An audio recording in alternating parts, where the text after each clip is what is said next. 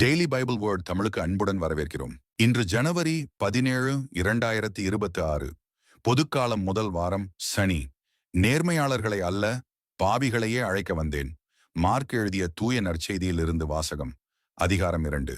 இறை வார்த்தைகள் 13 முதல் 17. இயேசு மீண்டும் கடலோரம் சென்றார். மக்கள் கூட்டத்தினர் எல்லாரும் அவரிடம் வரவே அவர் அவர்களுக்கு கற்பித்தார். பின்பு அங்கிருந்து அவர் சென்றபோது ஆல்பேயுவின் மகன் லேவி சுங்கச்சாவடியில் அமர்ந்திருந்ததை கண்டார். அவரிடம், என்னை பின்பற்றி வா என்றார். அவரும் எழுந்து இயேசுவை பின்பற்றி சென்றார்.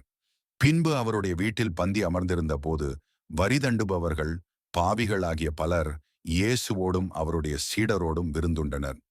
ஏனெனில் இவர்களுள் பலர் இயேசுவை பின்பற்றியவர்கள். அவர் பாவிகளோடும் வரிதண்டுபவர்களோடும் உண்பதை பரிசேரை சார்ந்த மறைநூல் அறிஞர் கண்டு அவருடைய சீடரிடம், இவர் வரிதண்டுபவர்களோடும் பாவிகளோடும் சேர்ந்து உண்பதேன் என்று கேட்டனர். இயேசு இதை கேட்டவுடன் அவர்களை நோக்கி, நோயற்றவருக்கு அல்ல, நோயுற்றவருக்கே மருத்துவர் தேவை.